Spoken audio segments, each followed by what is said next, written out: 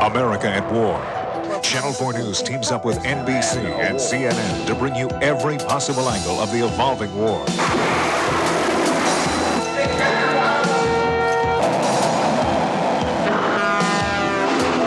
As soon as we know, you'll know.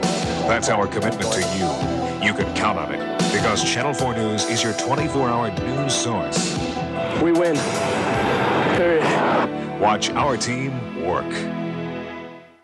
Day 2 of Operation Desert Storm. Briefly, as I suspect you know by now, Saddam Hussein struck out at Israel last night, launching some missiles, some of which hit on soil in Tel Aviv, wounding 52 people but killing none. Those were conventional weapons. They were not biological or chemical weapons. And the big story of this day concerns the potential for an Israeli response. The United States has been pressuring Israel to let their forces respond, and that they continue to do by flying sorties against Iraqi positions in Iraq and occupied Kuwait. And so far, we have no word of any Israeli military response. Let's check in with some of our news correspondents around the world. First up, we'll go to Amman, Jordan, where Dennis Murphy is standing by. Good morning, Dennis. Hey, Brian, how are you? I'm fine. Well, from the Jordanian point of view, there's no question the war has reached its most dangerous turning point. The question, will Israel lash back at Iraq? And will Jordan, this country caught between two enemies, be pulled into the conflict?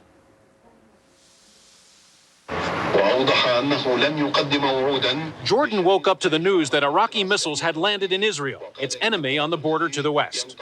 Good news to many people in the streets of Amman who support Saddam Hussein for rallying the Palestinian cause. We receive this news with happiness, and we will hope to destroy all of the evils in the Arab area. I am very happy, very, very happy for the bomb he go to Israel. I am very happy, and the bomb he go to Washington. The Jordanian army is dug in along the 400-mile ceasefire border with Israel. The government says the military here is at its highest state of readiness since the '67 Six-Day War. Jordan fully expects Israel to respond to the Iraqi attack. King Hussein does not want Jordan to get pulled into an Iraqi-Israeli conflict. But one Arab scholar believes if Jordan becomes a battleground, the king may be forced to call on the Iraqis for help. I don't see where else can he turn to. I mean, you know, if the... Open up the borders to the east and allow Iraqi divisions to come into Jordan? Yes. I mean, look... Jordan is also the place where those refugees will flee to from the war zone. Those borders to the east you just heard about as the borders to Iraq. Jordanian government announced this morning, with the help from the United Nations Disaster Relief Organization, it will open the borders and welcome refugees, although it will be at great cost to this country, Brian. All right, Dennis Murphy, thanks very much. Let's go on down to Cairo, Egypt, where Robin Lloyd is standing by on an open line. Robin, how's the Mubarak government viewing the Israeli restraint? Good morning, Brian. Well, I think they're watching it very closely. We haven't had any official reaction from the Egyptian government yet, but their cabinet has been in session all afternoon here, and one speculates that they will come out with some kind of position. I think, in essence, the position will probably be they will urge Israel to use restraint.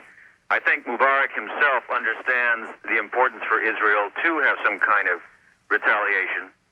He himself publicly has said a number of times that Egypt has the right to retaliate just like any other country. But clearly they hope Egypt doesn't.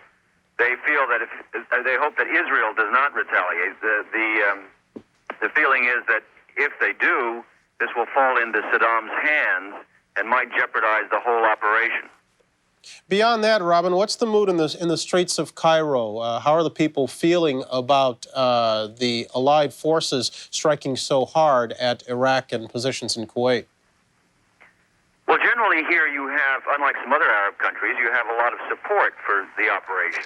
Mubarak, by some counts, may have as much as 85% of the people behind him. And, of course, that could all change if Israel gets involved. A lot of people are sort of straddling the fence now. It's basically an Arab conflict as many of the people here see it. And if it becomes an Arab-Israeli conflict, for instance, if the Israelis did decide to in some way move into Jordan, that could change things quite dramatically. So I think people are quite apprehensive as they watch these events. All right. Robin Lloyd in Cairo, thanks very much. Let's go on to London right now, where Ed Rabel is joining us this morning. Good morning, Ed. Hi, Bryant. Overnight, the British Prime Minister, John Major, condemned the missile bombardment on Israel, calling it unforgivable. In a statement issued from Downing Street, Major said he was appalled by what he called the unprovocable and unforgivable attacks. This morning, Major summoned senior officials in to discuss the new development. The British Secretary of Defense, Tom King, and Foreign Secretary Douglas Hurd arrived at 10 Downing Street for the meeting of the so-called War Cabinet to consider the implications of the Iraqi attack. The officials had been in close contact with Washington throughout the night. After the meeting this morning, the Foreign Secretary went to Parliament where he summed up the British position. Israel has the right of self-defense, and no one can take this decision from them. But we believe that restraint by Israel at this time would be interpreted as strength, not weakness. Given the powerful military operation now underway against Iraq in pursuit of the objectives laid down by the United Nations. Bryant, Hurd was giving the government position, of course, but during the evening, an opposition spokesman on foreign affairs, George Folks, said the British government should now be requesting Israel with all the urgency it can command to hold back from retaliation with Iraq. Bryant? All right. Ed Rabel in London. Thanks very much, Ed. We'll check in with you later. 8:36. Let's get a check of the weather. And as we do, we'd like to show you something. Deborah and I were taking notice of certain similarities yes, we have there is. noticed. Willard Scott is right here, all Handsome, set to... good looking. Look at this, though. Talk about separated at birth. General Norman Schwarzkopf could be, Willard, your brother. Take your point the way he is, Willard. Can you do that? It really is remarkable. Let's see. Look at that. Okay. We're standing side by side. Can we change the graphic and put Willard in there? There you go. There he is. You know, it's funny you should mention that because I thought the same thing.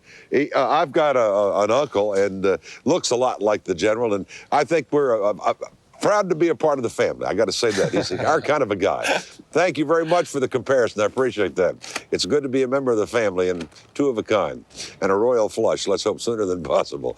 Let's check a couple of weather acts this morning. Look, speaking of acts, I think we have the January thaw getting the axe. We've had such nice mild temperatures here in the east and parts of the Midwest, but over the weekend, a very large cold air mass is going to move in and consequently change things considerably.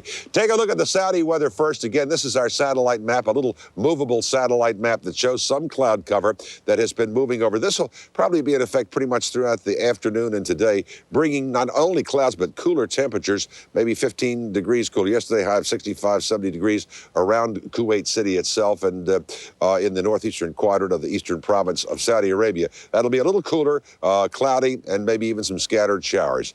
Last night, you may recall during the bombing in Israel, actually some thunderstorms that occurred. Some of the thunder boomers were mistaken for rocket hits. Heavy rain today from Texas, all Brownsville, all the way across to Tallahassee. Some thunderstorms, possibly even a tornado or two. Some scattered snow flurries from Maine back around the eastern Great Lakes. And some snow in western Montana. Again today, mostly flurries. The northwestern quadrant, Seattle, Portland, expecting some rain as well. Here's what's happening in your world even as we speak. Well, with everything going on this morning, come on into my place and we'll have a cup of coffee. In the meantime, look for variable cloudiness today. There'll be some showers around, increasing tonight and tomorrow. Good morning. I know along with you all, I was absolutely dazzled. Couldn't take my eyes off those incredible rocket hits and the accuracy that they have when they put it right down the air shaft of that one building. I can't even hit my oatmeal bowl with a spoon with such accuracy. Now back to the king up in New York. Yeah, Brian. General, thanks very much. We have assembled our regular panel of Washington journalists to help us out here this morning. David Broder, the Washington Post, Andrew Mitchell, chief correspondent, congressional correspondent for NBC News, and Jack German of the Baltimore Evening Sun to consider events of the past couple of days. They're all in our Washington newsroom. Good morning, all. Good morning, Brian.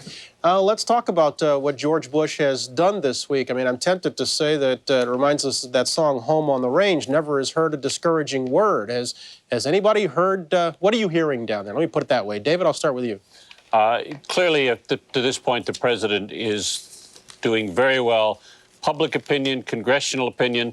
We had this rather silly flap yesterday on Capitol Hill, which Andrea can tell you about, where the Democrats tried to drag their feet on praising him by name. But even the Senate Democrats finally said, we have to give him the credit that it's due. You know, there's a funny thing. In political terms, I think the White House got worried about incredible giddiness and euphoria after the first night's airstrikes. And what was happening all day yesterday was that the administration, the president himself, Dick Cheney, Fitzwater, were all trying to sort of wet down that euphoria. The attack on Israel last night accomplished that purpose for them by showing that this thing may be somewhat more difficult than the first night's airstrikes would have suggested. Exactly right. And I think that in Congress, as David said, there was this silliness yesterday where the Democrats were actually arguing about whether or not to praise George Bush. Finally, they came up with a compromise. They praised the commander-in-chief. They didn't want to use the B word, Bush, or the P word, president. I mean, it really was quite extraordinary. Finally, I think the Speaker of the House told them that they were all being silly, and they finally rushed through that decision. In fact, they rushed through the vote, the fastest vote anyone has ever seen in the Senate, to get it done by 6:25 Eastern time, because they wanted to get it done before the major newscasts went on the air, because one of the Democrats said, we are going to look ridiculous if the networks go on the air and report what's going on here. The fact is they don't look ridiculous. What they look is sort of irrelevant. I mean, right now, in political terms, this is a tender strike for the president, but it is not over, and we can't tell for sure yet. Yeah, that's one of the things I wanted to say. I think that there's going to be pressure from the international community as well, that the airstrikes are supposed to last up to 10 days, the initial phase of the attack, we're told from the Pentagon. Well, that's probably what they've got, about 10 days to show this dramatic air superiority. And then there's going to be pressure internationally, I think, to back off and give some sort of pause for peace and give him some room. And in fact, some of the more thoughtful people on Capitol Hill, such as Lee Hamilton, are saying that it is not a good idea to obliterate Iraq, that they have to consider what happens next. Jack and David, do you agree with that? Do you see the pressure building over the next 10 days? I think it's clearly going to be building. Brian, I wanted to mention to you, I spoke yesterday on the phone with a number of political consultants who you will not be surprised to know are already beginning to measure this in terms of the 1992 fallout. A few Democrats make the argument that just as Panama in December of 89 had very little effect on the elections of 1990, that Persian Gulf War at the beginning of 91 may not have that much effect in November of 92. But I think the overwhelming bulk of the political community thinks this is a huge event, and it will, for better or worse, be a huge impact on the 92 election. The one caution you have to have is the electorate does have the attention span of a 4-year-old, and if this is over quickly, the president is going to have an extraordinary high ratings out of it. He's going to. Well, I couldn't disagree with you more on that. I haven't even finished making the point yet. Which part of it, David? The 4-year-old or the amount? Oh, okay. My point. Let me finish the point, David. Then you can knock it down. Of a 4-year-old, and I can see a situation where the economy comes back in 6 months and becomes the dominant issue of 92. Well, yeah, but if it's over quickly, the economy is in fact going to get a big boost out of but maybe not enough of one, Andrea, in fairness. Well, yeah, but I think that this is a defining moment, both in terms of the economy and in terms of foreign policy. Now, you know, down the road, I think that the uncertainties in the Middle East and the repercussions from this may be extraordinary. But I think that George Bush politically will be strengthened, you know, immeasurably if this turns out successfully.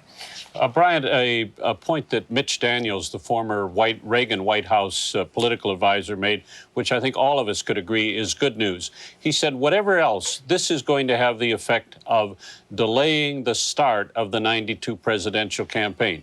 If this is over quickly and victoriously, he said, no Democrat's going to want to rush out to be the first person then to start the campaign against George Bush. And if it's slow, painful, protracted, to be starting presidential politics in the middle of that kind of situation would be unthinkable. So we may have a few months additional respite from presidential politics. I like long campaigns. I like long campaigns. It keeps me off the welfare rolls. I know. I think it really has. And the uncertainty of the last 5.5 months have certainly kept Democrats off guard. And we certainly saw that in watching the Senate Democrats who might be potential candidates wait and watch how the wind was going before they chose sides. All right. We'll have to let that be the last word. Thank you all very much. Have a good weekend. David, Jack, Andrew. 8:45. We're going to come back in just a moment. Still more ahead after a commercial break.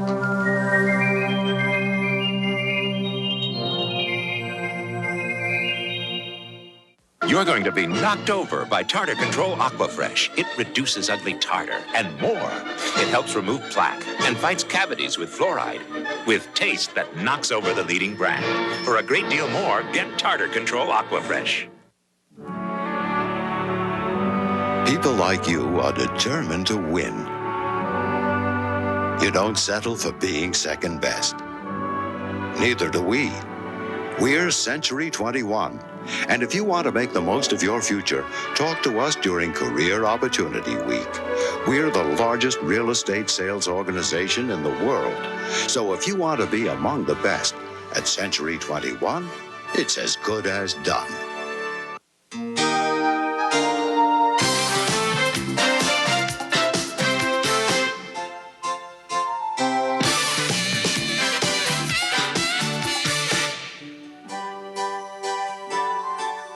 Philly Light. Low cholesterol, less fat. And it isn't just light, it's Philly Light. Yeah. Let's eat.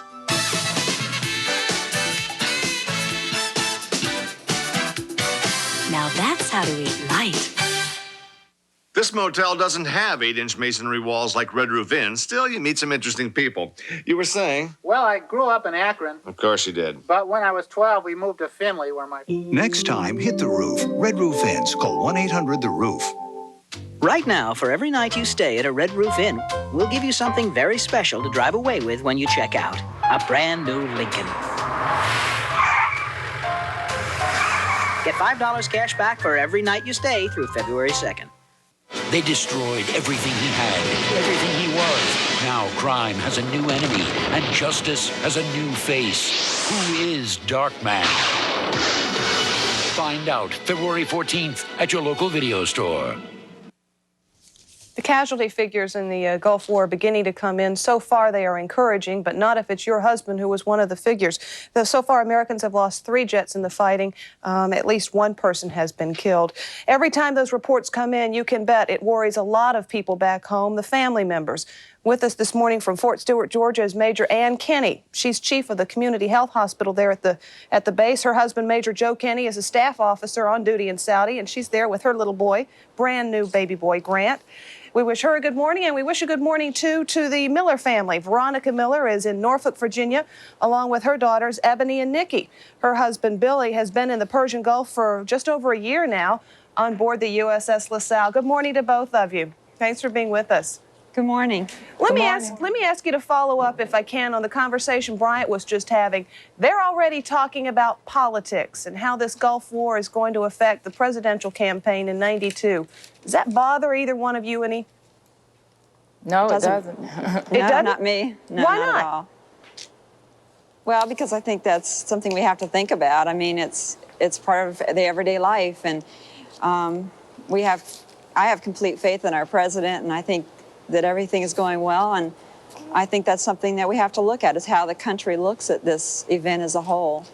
Let me ask you then, Ms. Miller, are you worried that the country may start looking at it differently if the reports aren't nearly as optimistic and as pleasant to receive as the initial ones have been? No problem. I can't hear her real well. Ms. Miller, can you hear me? Okay, I can hear you now. Do you worry that that people are going to change their opinion of this Gulf War if the reports tend to be less glowing than the initial ones are? Well, yeah. I think that the president did what he felt he needed to do, and I support him wholeheartedly, although I'm concerned that right now it might be going a little bit too good. Mm-hmm. Nikki, let me ask you what your concerns are. I'm sure you've been glued to the tube just like your mom has. When you see the pictures of the planes going up and the fighting going on in the Persian Gulf, you get a little bit scared? Yeah, a little bit. But knowing that he's not up in one of those planes is kind of reassuring. You feel better knowing that your dad's on a boat out in the Gulf, huh? Yeah. Is he safer there, you think? Yeah, I think he's a little bit safer out there. What about you, Ebony? Do you get scared a little bit worrying about Daddy? Yes. How do you keep from getting too worried? You talk to your mommy, maybe? Yeah. What does she tell you? She tells me not to worry so much. Major Kinney, let me ask you what you do to keep from worrying so much. Or maybe you're used to this. You're an Army brat, I hear. That's right, I am. I work, put my thoughts into work, and that keeps me pretty challenged, and having the baby keeps me pretty busy as well. I can imagine. But I just try to focus on that, and that he's going to come home safely. Is there a possibility that you'll be called up for active duty? Well, I'm on active duty, but there's always a possibility that I could be deployed as well. That's what I true. meant. Yeah. Yes. What would you do with Grant there? Well, my mom and my sister have both volunteered to take him, so I know he'll be in good hands either way. Well, I guess you're as prepared as anyone about what's going to happen, so we wish you luck, not only with dealing with your husband's absence, but that little person in your arms. And Ms. Miller, good luck to you, and Nikki and Ebony as well. Thank you very much. Good to see you all again. We'll be back with much more in just a moment, 10 minutes before the hour. This is a special edition of Today on NBC.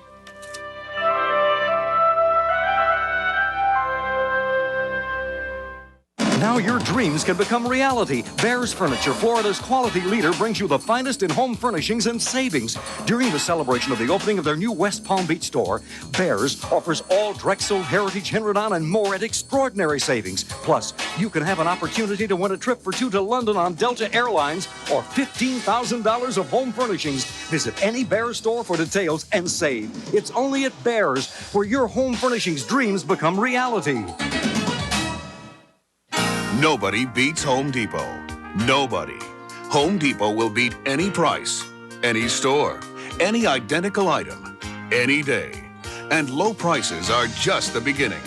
Home Depot proudly carries a huge selection of Makita power tools. Choose from over 20 models of versatile Makita tools that bring a professional's touch to any job. When you're with us at Home Depot, you feel right at home.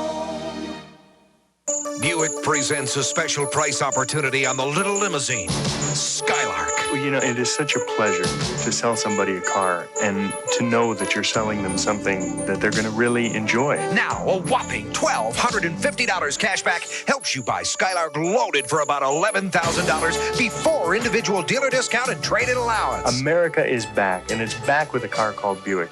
Skylark, the great American value at your nearest Florida Buick dealer. This More You Know message is brought to you by JCPenney and Channel 4. Did you know that getting involved in your child's education can really make a difference? I'm Susan Lichtman. Channel 4 wants you to know that when your kids get home from school, their school day isn't over. Home is a school zone too. Talk to your kids about school, ask questions, help them with their homework, listen to what they have to say. The more you know about your children's education, the more successful they'll be in school.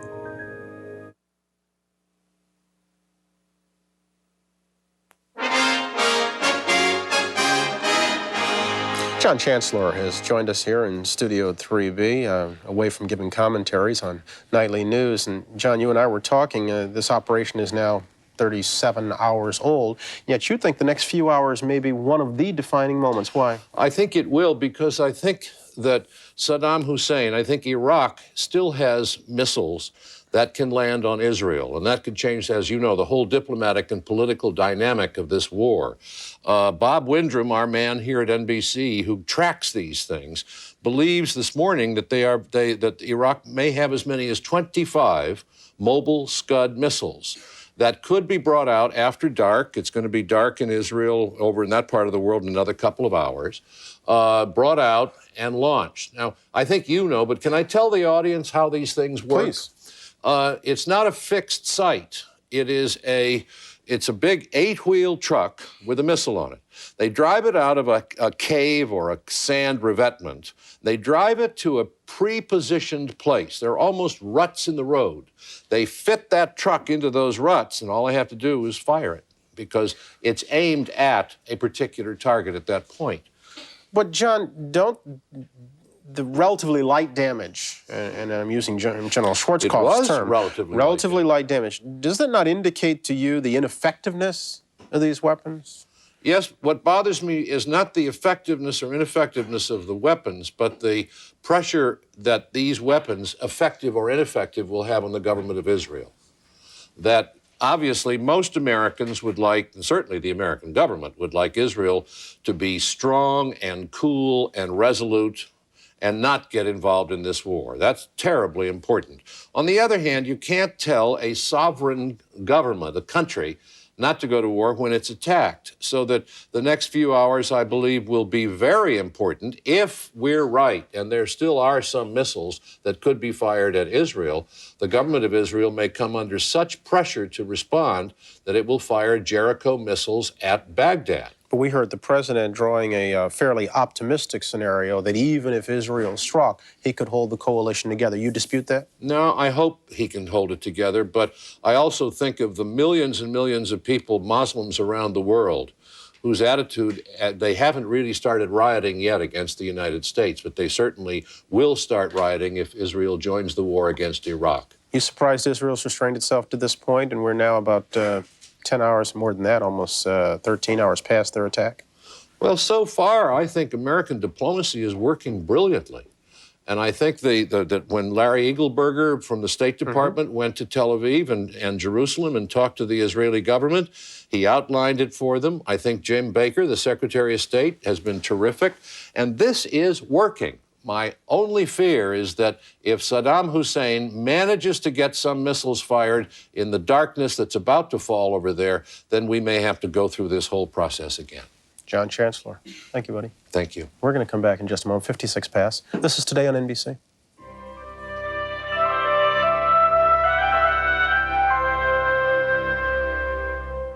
Hi, I'm Heather. Sure, I like expensive dresses, jewelry, and all the other material things. I also like the fact that in America we have the right to protect the things we've worked for. And through proper training and respect, no matter who you are, you too can feel safe. Got your attention? Good. Then join us at the all-new Ernie Bean Great Southern Gun and Knife Show this weekend. Buy, sell, or trade. Hunters and collectors, this show is for you. Probably the largest selection anywhere, so don't miss out. Sure as shooting, I'll probably see you there. It's Burdine's one-day sale. 20, 40, even 50% off. The best of Burdine's, the one-day sale. Saturday, starting 10 a.m. at Burdine's. Don't miss it. It's important that all our beef is USDA choice, and that our meat cutters are available as long as our store is open. And we could go on and on about our outstanding variety and custom cuts. But right now, you probably just want to eat. This week, enjoy pork loin blade roast for just $1.38 a pound. Hi, I'm John O'Hurley from NBC's Santa Barbara. You know, when I'm in South Florida, the thing I enjoy most is the outdoors.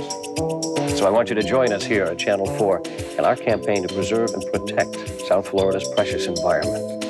Because it is, after all, a matter of pride. It's a matter of pride. Okay, look, maybe you don't bring home a big paycheck. Doesn't mean you don't have big pressures. School, social life, things at home. It's no picnic. But get this straight. If you're planning to blow off steam by getting drunk or doing drugs, don't. Because getting high never solves problems. It just gives you new ones, real ugly ones. The more you've got to deal with, the more you know getting wasted won't help you.